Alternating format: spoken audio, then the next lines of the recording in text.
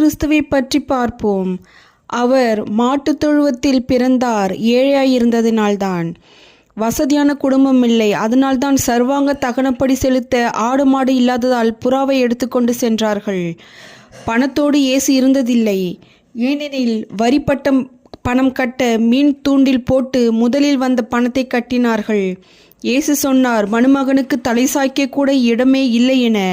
இயேசு வெறுமையாகவே வாழ்ந்தார். சொந்த கல்லறை கூட இல்லை. இப்படியாக இயேசு பிறப்பு முதல் இறப்பு வரை தாழ்மையுள்ளவராகவே தன்னை வெறுமையாக்கி அடிமையின் ரூபம் கொண்டு அவர் தாழ்மையாக வாழ்ந்தார். இயேசு கிறிஸ்து அடிமை போல் எந்நேரமும் ஊழியம் செய்தார். எப்படி தெரிகிறது?